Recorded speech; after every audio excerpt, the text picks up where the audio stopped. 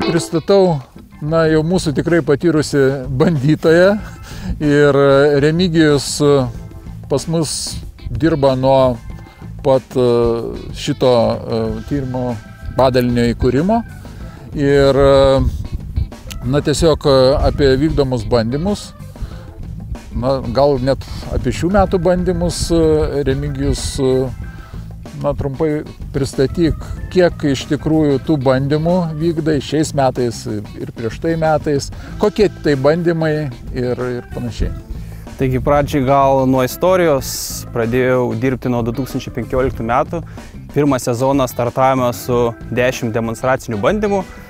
Daugiausiai tai buvo bandymai herbicidiniai. Ir metai po metų vis kūrėmės tą savo bazę, plėtėme technikos bazę ir nuo 2020 metų jau gavome gerosios bandymų praktikos sertifikatą, kuris patvirtina, kad mūsų bandymo rezultatai yra pripažinti valstybinės augalininkystės tarnybos. Nuo 20 metų tas bandymų kiekis siekia 20-25 bandymus per sezoną. Aišku, didžiausia mūsų bandymų dalį apima fungicidiniai bandymai ir be abejo herbicidai. Herbicidiniai bandymai tai taikomi į vienskiltės piktžolės, kadangi Syngenta yra labai stipri vienskilčių piktžolių kontroliai, tai taikome prieš dirvinę smilguolę, vienmetę miglį ir nuo šių metų turime įdomų gana bandymą su peliniu pašiaušėliu, kadangi kai kuriuose regionuose tai tampa labai didžiulė problema. Ir mes išbandome savo stipriausius ginklus, ką turime prieš šią piktžolę, kartu su kitais partneriais maišome ir siekime gauti tą geriausią efektyvumą. Dabar paminėjai fungicidus ir herbicidus, bet taip pat vykdomi bandymai yra ir su bioproduktais, ir su veislėmis, ar ne? Taip, nuo pat pradžių tai buvo taip, fungicidai, herbicidai, augimo reguliatoriai ir beicai, kai gavome sėjamai. Dabar jau kelinti metai vis didesnę dalį sudaro biologiniai produktai, tai visų pirma biostimuliantai, be abejo biologinė kontrolė ir ligų ir kenkėjų. Tai vis didesnę dalį bandymų sudaro šie produktai. Bandymų būna aišku kartu maišomi, ta prasme, ir cheminiai produktai, ir biologiniai produktai. Ir dar jau antrus metus vykdysim bandymus kartu su Syngentos veislėmis, kaip turime saliklinius miežius. Tai paimame savo veislės ir pritaikome biostimuliantų visą purškimą kartu su cheminiais produktais. Ir tyrėme, kaip skirtingos veislės reaguoja į skirtingą tręšimą, skirtingą panaudojimą biostimuliantų ir chemijos produktų. Ir nuo šių metų turim kviečių veislių palyginimo bandymus. Taip, turime savo veislių bandymą, pasisėję turime 6 veislės. Ir taigi lyginsime skirtingą tręšimo lygį kartu su biologinė trąša tokia kaip Vikserano. Remigijau, paminėjai, kad 25 bandymus vykdai, bet aišku, kad bandymai nėra tolygus ir, o jeigu vertinant tais variantais, kiek per tos 25 bandymus, kiek sudarytų tų variantų ir kiek laukelių? Dažniausiai vienas variantas, aišku, turi 4 pakartojimus, kadangi tai yra reikalaujama. Ir bandymai turi 12-14 skirtingų variantų. Turime 25 bandymus, tai vienas bandymas užima apie 10-15 arų. Vienas bandymas, tai realiai mes turime 3 hektarus tiksliųjų bandymų. Tokį plotą, aišku, ne visą kuliamą, nes herbicidiniai bandymai nėra kuliami, bet fungicidiniai bandymai, augalų reguliatoriai ir beicai yra kuliami, lyginami derlius rezultatai, jų kokybė. Žodžiu, tikrai tai yra didžiulis darbas, kad tiek bandymų vykdyti ir laiku atlikti purškimus, apskaitas ir to labiau vėliau ir derlių nuimti, tai tikrai yra. Tai dar norėčiau paminėti, kad nuo šių metų mes ir turime pastiprinimą.